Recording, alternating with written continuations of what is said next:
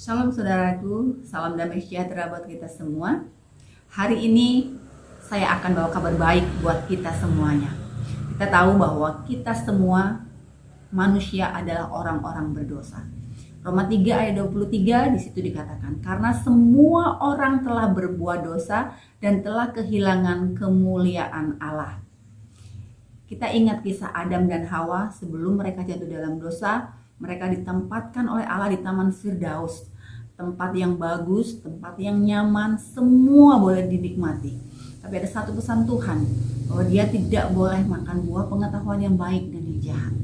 Tapi mereka berdua tidak taat akan perintah Allah. Akhirnya mereka jatuh dalam dosa dan mereka kehilangan kemuliaan Allah. Mereka takut untuk bertemu dengan Tuhan.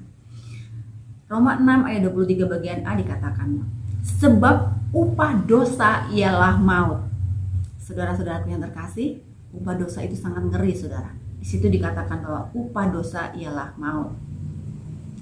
Tapi hari ini ada kabar baik yang saya ingin sampaikan kepada saudara semua.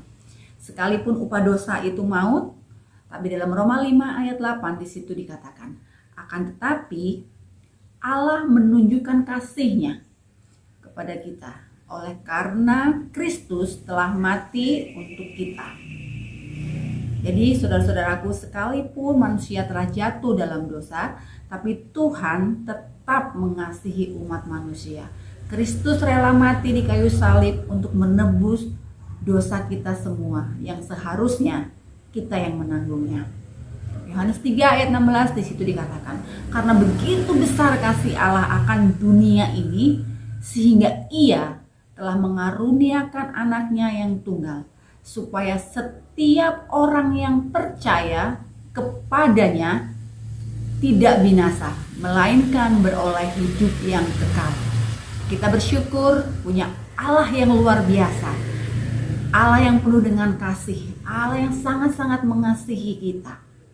Dalam Yohanes 14 ayat 6 di situ dikatakan, kata Yesus kepadanya, Akulah jalan dan kebenaran dan hidup. Tidak ada seorang pun yang datang kepada Bapa kalau tidak melalui Aku, kata Tuhan.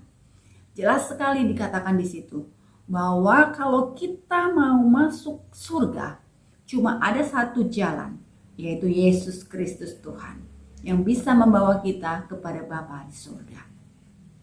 Roma 10 ayat 9 sampai dengan 10 di situ dikatakan, sebab jika kamu mengaku dengan mulutmu bahwa Yesus adalah Tuhan dan percaya dalam hatimu bahwa Allah telah membangkitkan Dia dari antara orang mati, maka kamu akan diselamatkan.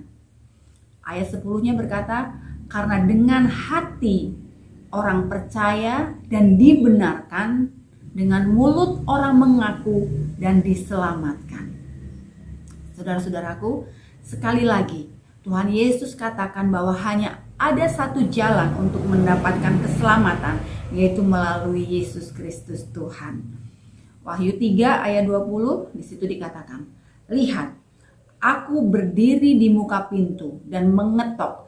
Jikalau ada orang yang mendengar suaraku dan membukakan pintu, aku akan masuk mendapatkannya dan aku makan bersama-sama dengan dia dan ia bersama dengan aku. Dalam Kisah Rasul 4 ayat 12 di situ dikatakan, dan keselamatan tidak ada dalam siapapun juga selain di dalam Dia, sebab di bawah kolong langit ini tidak ada nama lain yang diberikan kepada manusia yang olehnya kita dapat diselamatkan. Bapak Ibu Saudaraku yang terkasih, di sini jelas dikatakan bahwa Yesus Kristus satu-satunya jalan, kebenaran, dan hidup. Dia yang akan membawa kita menuju surga. Dia yang akan memberikan keselamatan kepada kita. Kalau hari ini saudara mendengarkan suara Tuhan lewat firman yang saya sampaikan, buka hati dan mau menerima Tuhan Yesus secara pribadi, maka Tuhan akan masuk dalam kehidupanmu dan Dia yang akan menyelamatkan dan akan menuntun hidupmu. Mari yang mau diselamatkan, kita buka hati dan ikuti doa saya pada hari ini.